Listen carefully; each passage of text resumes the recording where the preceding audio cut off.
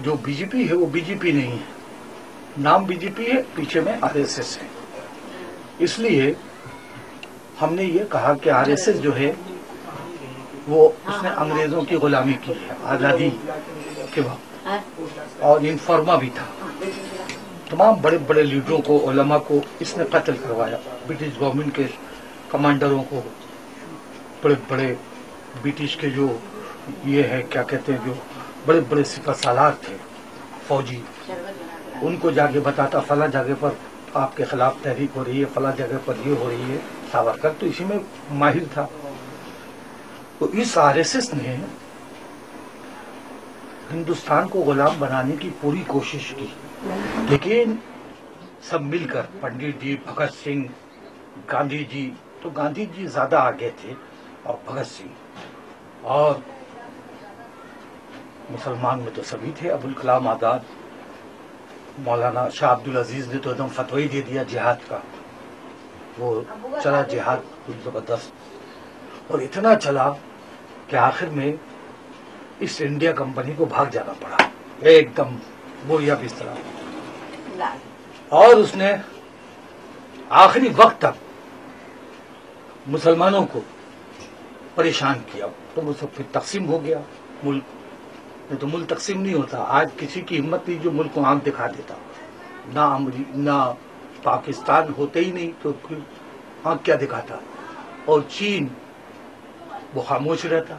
अभी तो चीन और कश्मीर पूरा हम लोग का होता। लेकिन यही आरएसएस ने मिलकर पाकिस्तान के शिया लीडर जिना से सेटलमेंट करके बोला हिंदुस्तान को बांट दो। इसमें भी ब्रिटिश सरकार शामिल है और इसमें आरएसएस शामिल है। तो अभी का डिसीजन का आरएसएस शामिल है जब, तो आरएसएस ने फिर डिवाइड हुआ, हिंदुस्तान दो टुकड़ा, उधर इधर, यहाँ के मुसलमान यही रह गए।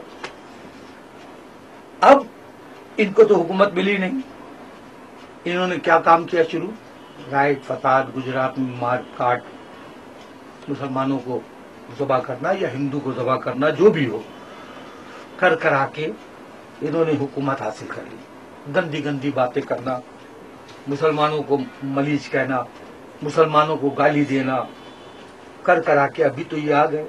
अब जब ये आ गए हैं तो ये तो वही काम कर रहे हैं, इंडिया के कानून को, आइन को नहीं मान रहे हैं। ये कहते हैं बस हम ही हैं। तो ऐसा ग्रुप आरएसएस का, जो उसमें दो चार तो मीर जाफर हो, हमको कोई फर्क नहीं पड़ता, लेकिन होल मुस्लिम जो है नहीं मान रहे हैं, वो सब सेकुलर को दे रहे हैं। ये झूठ बोल रहा है। लेकिन बहुत सारे मुस्लिम जो है वो अभी बीजेपी आरएसएस जो बीजेपी ज्वाइन करे, तो आप क्या उसके इसलिए तो उनको वार्निंग दे दिया गया है। हाँ। कि तुम लोग अगर आरएसएस और बीजेपी ज्वाइन करोगे तो मुसलमान एक होकर पहले तुम लोगों को, ये जो आरएसएस वाले मुसलमान हैं, इनको पहले समझाया जाएगा। अगर ये नहीं समझेंगे तो फिर इनको जो है बाइकआउट कर दिया जाएगा कि जाओ भाई तुम आरएसएस बन जाओ, मगर मुसलमानों से कोई मतलब नहीं। जैसे सुलेमान रुश्दी, तस्लीमा नसरीन है ना, उसी तरह से जैसे ये क्या कहते हैं तारिक फतह, वो तुम वही मुसलमान बन जाओ। बाकी जो प्योर मुस्लिम है वो सेकुलर रहेंगे।